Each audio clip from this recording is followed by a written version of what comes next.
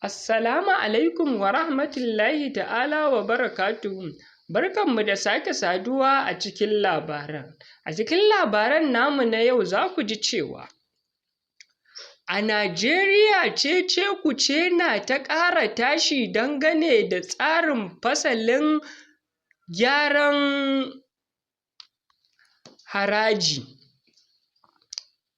Cece-kucen ya taso ne tun daga Majalisar Dattawa ta ƙasar, ta inda suka jingine wannan ƙuduri. Dalili da suka da yake samu daga mabambanta wurare, wannan tsari na haraji ya nuna cewa akwai wasu nau'in azurta wasu jihohi da ake ƙoƙarin yi a cikinsa, inda da yawa daga cikin 'yan majalisar suka fito suka nuna rashin amincewarsu da amfani da wannan ƙuduri.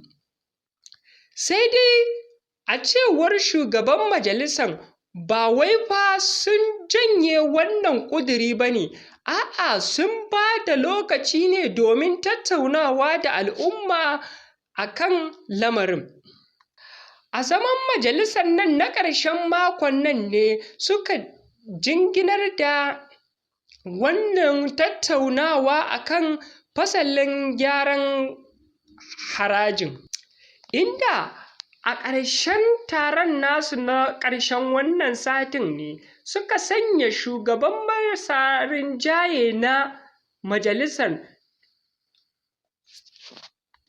wani kwamiti da zai duba yiwuwar duba shi wannan ƙuduri yadda ya kamata, da kawo mishi rahoto domin ci gaba da tattauna shi wannan ƙuduri.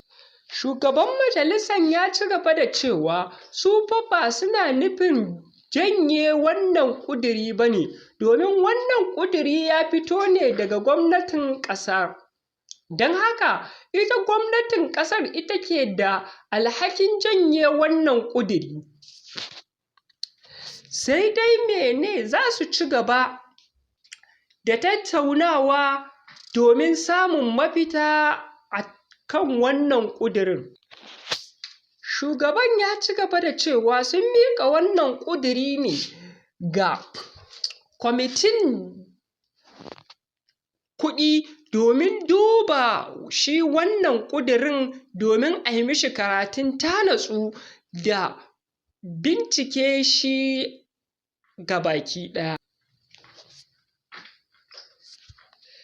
A cewarsa, sanatocin jam'iyyar APC da ma na Arewacin Najeriya sun ce a dakatar da wannan ƙuduri har sai su da jama'arsu sun gano fasalin wannan ƙuduri na gyaran harajin.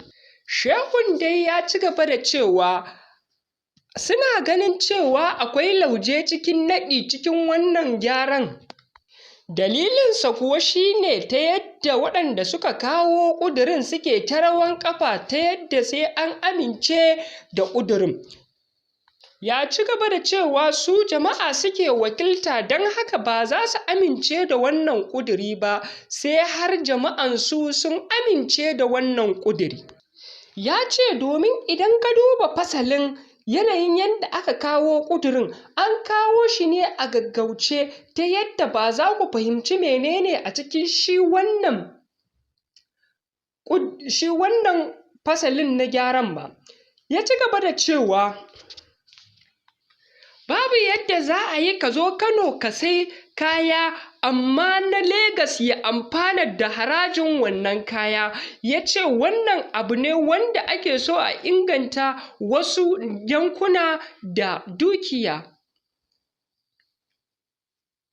Ya ci gaba da cewa za su yi bakin iya iyawarsu ta yadda za su gani cewa sun samar da ci gaba a dangane da wannan ƙuduri.